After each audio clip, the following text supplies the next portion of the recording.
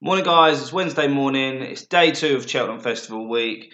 What a day we had yesterday. Unbelievable racing. I think the bookies cleaned up from race 1 onwards. Ruby Walsh won the Supreme on Classical Dream. He was mightily impressive, jumped so slick and streaked away from the field. He looks like he could be a class act. Obviously, the one to take out the race. There was others. I mean, Ollie Murphy's Itchy Feet and Thomas Darby ran really well to finish second and third. I think the ground killed a lot of these horses in this race. I don't think you've seen the last of the likes of Angel's Breath, Felix Desgy, Mr. Fisher, Vision Denier. There's a lot of horses down the field. Classical Dream was one that I tipped up to win. So I hope you guys got on. I think it was advised about 8-1 in one of my videos. Also, Vision Denier, that disappointed on the ground. It had everything right for him. Maybe they'll go chasing next year with him. Onto the Arkle. Well, Glenforza fell very early, so very hard to tell how he would have ran. Hardline was very disappointing. The gamble from the Irish obviously didn't pay off. Laylor just hated the ground. We knew that was that. I think Kalashnikov was mightily unlucky. Mighty unlucky. Jack Quinlan was giving him a lovely ride and he was jumping really well. Unfortunately, Onua fell in front of him and he had nowhere to go and was brought down. Nothing to give away from Duke to Geneva. He streaked away from the field, jumped very, very well. He's one to probably keep following in the future. I reckon they'll probably step him up in trip from 2 mile, but definitely one to be on the right side of. In the Ultima, I was so keen on giving me a copper for Paul Nicholls. I advised you all that I thought he was a very good bet, but unfortunately he just. Again, he jumped well. Unfortunately, he just I don't know, things didn't go quite right for him, and he fell very tired towards the end of the race. He was well beat by then. Nick Henderson got off the mark with Beware the Bear.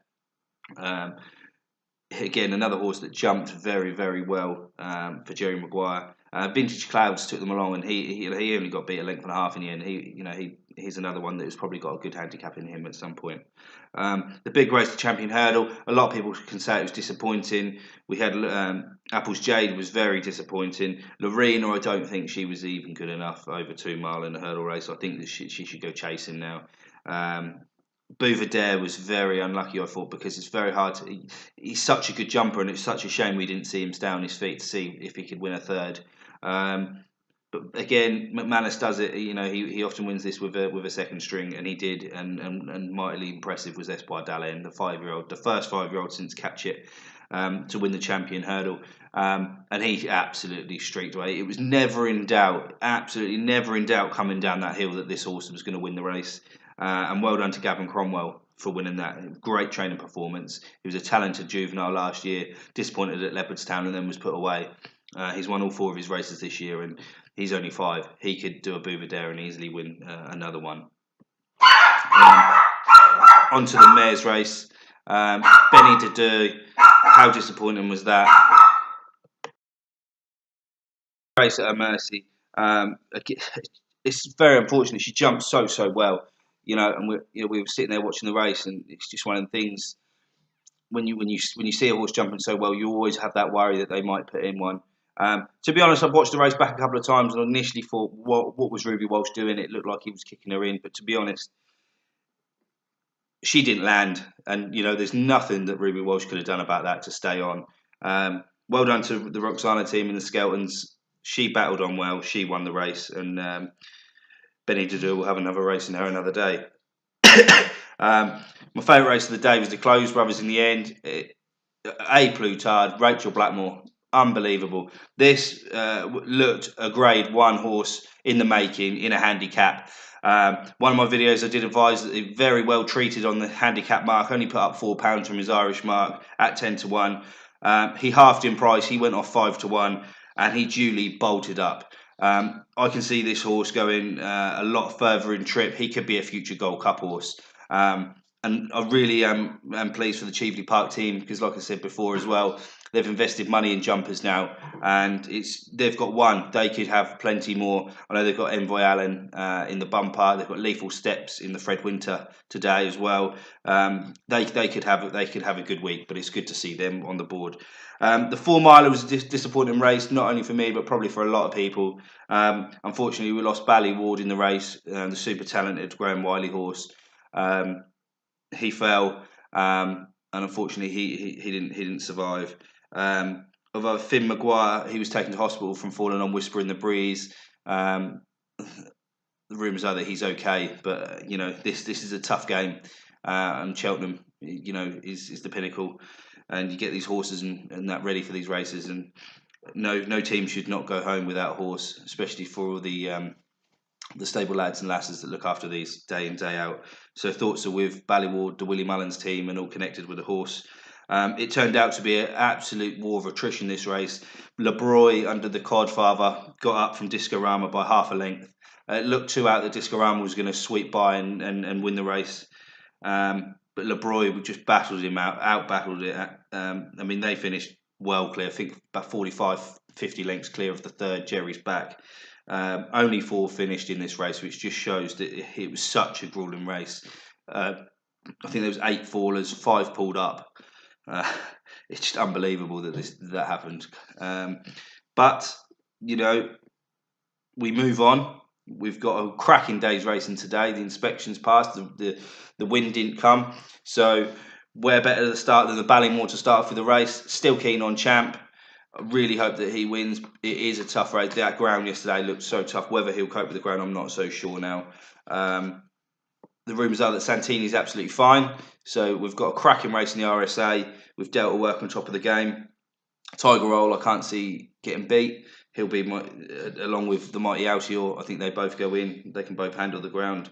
The Coral Cup, Minefield. I think Coral's paying 7 places today. So fancy a horse, get on at Corals. The Betfair are doing an edge bet as well, where you can have a horse that you fancy, less price on it. So I looked at one this morning. I really like Diamond Koshwara this morning for the Gordon Elliott yard. I put him in my tracker that he loves heavy ground.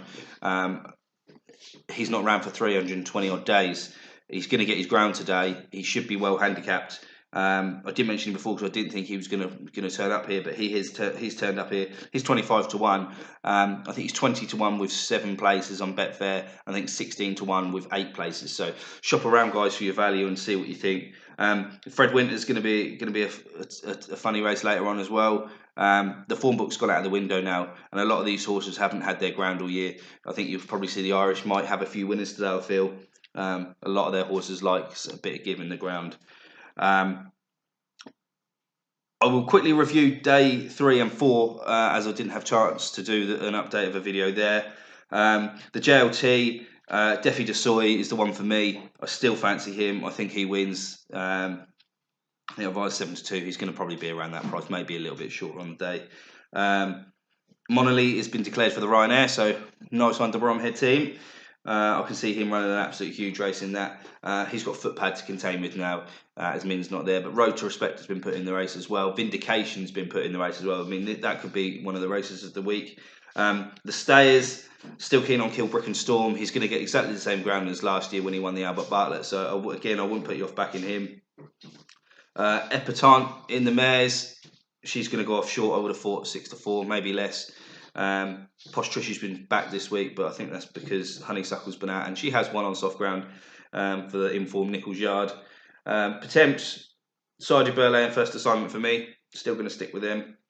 Day 4, Sir Eric, the Warriors, the Stone Brews. I've been told that not to worry about that, but even so, the ground now. He's a flat horse who came third to Stradivarius in the Ascot Gold Cup. He's a flatbred, so I don't know whether he's going to like the too much juice in the ground.